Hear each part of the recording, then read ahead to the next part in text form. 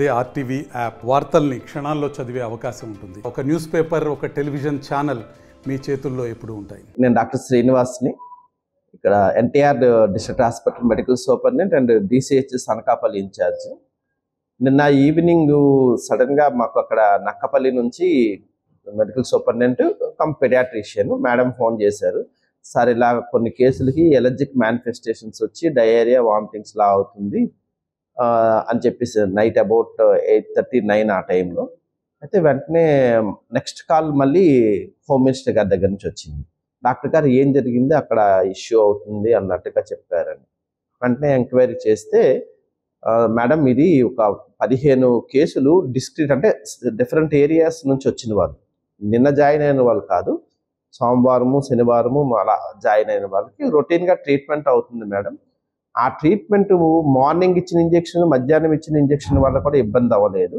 Night ఇచ్చిన injections తర్వాత IV fluid పెట్టిన తర్వాత వాళ్ళకి కొందరికి వాంతులు అవ్వడం, ఒకరిద్దరికి వామిటింగ్స్, ఇది విరోచనాల్లో అవ్వడం, ఒళ్ళంతా చర్మల్లా అయ్యి చలి కుదుపుల్లా అనిపిస్తే ఇమ్మీడియట్గా ఫ్లూయిడ్స్ స్టాప్ చేయించేసి వాళ్ళని యాంటీ ఎలర్జీ ట్రీట్మెంట్ ఏబిలు, డెకడ్రాని ఇంజెక్షన్స్ గట్రా ఇవ్వడం జరిగింది. అంటే మేడం గారు అన్నారు, ఛాన్స్ తీసుకోవద్దు డాక్టర్ గారు, ఎటువంటి ఇబ్బంది జరగకుండా ఉండాలి, ఇమీడియట్గా నేను అంబులెన్స్ ప్రొవైడ్ చేస్తాను, మీకున్న అంబులెన్స్ 2 కలిపి ఇమీడియట్ షిఫ్ట్ చేయండి. 3 అంబులెన్సెస్లో మొత్తం అందరినీ ఇక్కడికి షిఫ్ట్ చేయడం జరిగింది. 21 మంది పేషెంట్స్, మొత్తం మీద 15 మంది ట్రీట్మెంట్ తీసుకుంటూ వచ్చిన వాళ్ళు, ఇంకొక 6 అడిషనల్గా కొంచెం టెన్షన్ అయ్యి వాళ్ళు కూడా రెఫరల్ ఇన్ వచ్చేసారు. 21 మంది ఇక్కడికి రావడం జరిగింది. మా paediatrician team, general medicine team and casualty duty doctors 3 టీములు విత్ స్టాఫ్ నర్సెస్ అందరినీ పెట్టి మానిటర్ చేసుకొని వాళ్ళందరినీ ఫస్ట్ ఎయిడ్, ఆల్రెడీ అక్కడ ఫస్ట్ ఎయిడ్ జరిగింది, సపోర్టివ్ ట్రీట్మెంట్ మేము ఇవ్వడం జరిగింది. అందులో ఒక కేసు సింహాద్రి అని 50 సంవత్సరాల వయసు ఉంటుంది. ఆయనకు మాత్రం వైరల్ ఫీవరు ప్లస్ ఆయనకి known case of fits case, కొంచెం ఫిట్స్ లా వస్తుంది మళ్ళీ అనే ఇబ్బంది అవుతుంది అని అంటే ఆక్సిజన్ సాచురేషన్ కూడా కొంచెం తక్కువ ఉంది. సో ఇంకెందుకు ఛాన్స్ తీసుకోవడమని ఆ ఒక్క కేసుని KGHకి మళ్ళీ ఇక్కడ నుంచి మా అంబులెన్స్ రెఫర్ చేయడం జరిగింది. మిగతా 20 కేసెస్ కూడా స్టేబుల్గా ఉన్నారు. ఇప్పుడు కూడా వాళ్ళతో మాట్లాడాము, వాళ్ళు మార్నింగ్ బ్రేక్ఫాస్ట్ కూడా చేశారు, స్టేబుల్గా ఉన్నాం సార్ అని చెప్పారు. సో ఒక పూట అబ్జర్వేషన్లో ఉంచి పంపించడం జరుగుతుంది. దీని గురించి పూర్తి నివేదిక ఇప్పుడు హెల్త్ మినిస్టర్ గారు కూడా నాతో మాట్లాడారు, ఫోన్లో మాట్లాడి పూర్తిగా ఇన్ఫర్మేషన్ తీసుకున్నారు. ఏమైనా ఇబ్బంది ఉందా, ఇబ్బంది ఉంటే ఇమీడియట్గా ఇంటరాక్ట్ అవ్వాల్సింది, KGHకి ఏమైనా చెప్పాలన్నా అవసరమా అంటే లేదు సార్ స్టేబుల్గా ఉన్నాయి, మేము ఇక్కడే హ్యాండిల్ చేసి వాటిని డిశ్చార్జ్ చేసే పరిస్థితి అని చెప్పాను. ఏ అవసరమైనా వెంటనే చేయమన్నారు.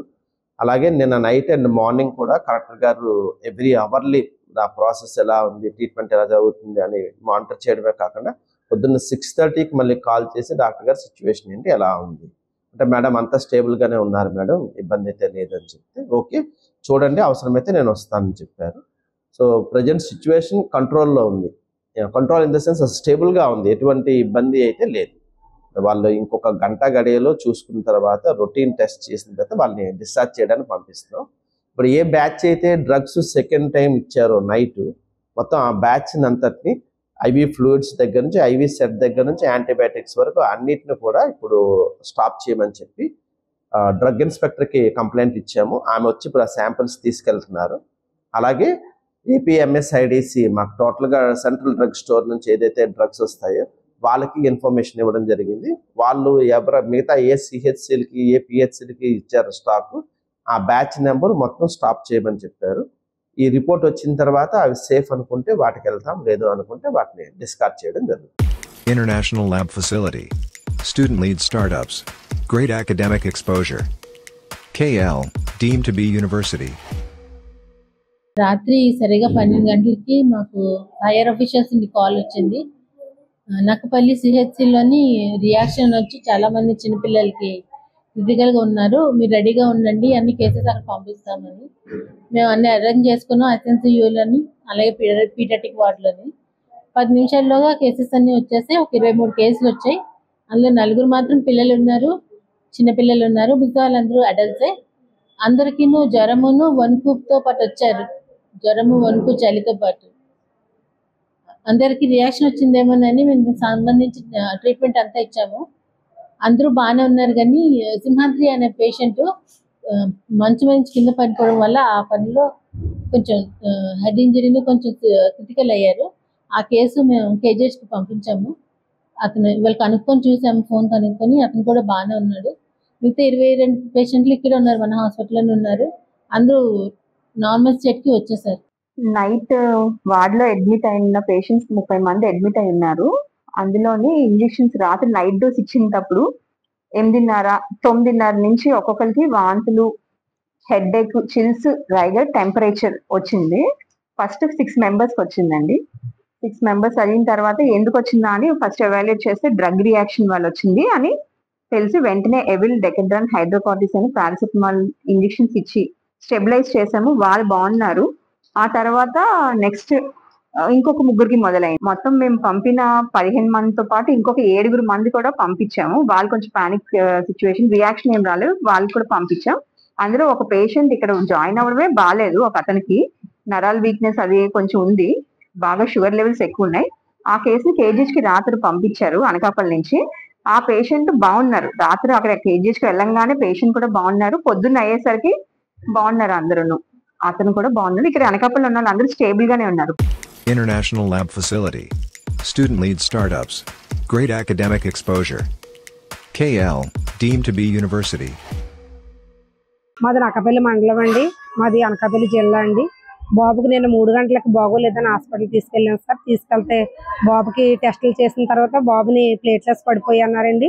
అడ్మిట్ చేయమన్నారు. అడ్మిట్ చేస్తానండి. చేసిన వెంటనే 3 ఇంజక్షన్లు వేస్తారండి. 3 ఇంజక్షన్లు వేసినప్పుడు ఏమనిపించలేదు వేస్తారు. తర్వాత 8:30కి రౌండ్స్ వచ్చేటప్పుడు ఇంజక్షన్ వేసారండి. ఫస్ట్ పెద్దవాళ్ళ లైన్కి వేసుకొచ్చారండి. తర్వాత చిన్నపిల్లలకి వేసుకొచ్చారండి.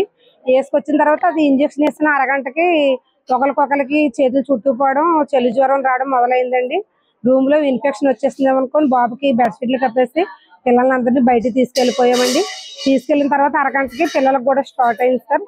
స్టార్ట్ అయిన తర్వాత ఏం జరిగిందండి, మా పిల్లలకి ఏంటండి ఇలాగ అయిపోయారు, ఈ పరిస్థితి ఏంటని అడిగితే మళ్ళీ డాక్టర్ గారు ఎవరికో ఫోన్ చేస్తారండి. చేసిన వెంటనే మళ్ళీ ఏదో ఇంజక్షన్ ఏమని చెప్తే అప్పటికప్పుడే 4 ఇంజక్షన్లు వేశారు సార్. ఇంజక్షన్లు వేసిన వెంటనే అయినప్పటికీ కంట్రోల్ అవ్వలేదు సార్. అంబులెన్స్ కూడా ఫోన్ చేస్తామండి. తర్వాత కలెక్టర్ ఆఫీస్కి ఫోన్ చేస్తారండి. ఫోన్ చేసిన తర్వాత అనిత మేడం గారు కొబ్బరి వెళ్ళిన తర్వాత అంబులెన్స్ లో మాకు పంపించారండి. పంపించిన వెంటనే ఈ అంబులెన్స్ లో మాకు అనకాపల్లి హాస్పిటల్ తీసుకొచ్చి ట్రీట్మెంట్ ఇస్తున్నారు సార్. బాబుకి ఇప్పుడు బ్లడ్ శాంపుల్ తీయాలంటే అండి, తీసి ల్యాబ్ పంపించాక అది ఏ విధంగా వచ్చిందనేది మాకు చెప్తానన్నారండి. ఆ బ్లడ్ వల్ల మరి ఆ ఇంజక్షన్ వల్ల పిల్లల కట్ట ఏదన్నా వేరే సైడ్ ఎఫెక్ట్స్ కట్ట ఏమైనా వచ్చే అవకాశం ఉందో లేదనేది వాళ్ళు టెస్టులు చేయాలండి. ఆ ల్యాబ్కి వెళ్ళిన తర్వాత ఆ పరీక్షలు పెట్టిన తర్వాత మాకు తెలియాలండి ఏంటనేది. 1,000+ faculty, 600+ PhD, industry-driven skilling. KL, deemed to be university. గత రాత్రి సుమారుగా 10 గంటల టైంలో నక్కపల్లి గవర్నమెంట్ హాస్పిటల్లో 22 మందికి ఇంజెక్షన్ చేయడం వల్ల తీవ్ర అస్వస్థతకు గురయ్యారు. విషయం తెలుసుకుని వెంటనే అక్కడికి వెళ్ళడం జరిగింది. 22 మందిలోని 21 అనకాపల్లి తీసుకెళ్లడంతో 21 మందికి ట్రీట్మెంట్ బాగానే జరిగింది. ఒక ఆయన మట్టుకు విశాఖ కేజీహెచ్ తరలించారు. ఆయన పరిస్థితి కూడా బాగానే ఉంది. మెడికల్ డిపార్ట్మెంట్ మొత్తం ఆ నక్కపల్లి హాస్పిటల్లో ఎందుకు ఇలా జరిగిందనేసి ఆరా తీసి వెంటనే అధికారుల మీద చర్యలు తీసుకొచ్చిన కోరుచున్నాం. మరిన్ని వీడియోస్ కోసం ఛానల్ ని సబ్స్క్రైబ్ చేయండి. లేటెస్ట్ అప్డేట్స్ కోసం వాట్సాప్ ఛానల్ ని ఫాలో చేయండి. అండ్ లింక్ డిస్క్రిప్షన్ లో ఉంది.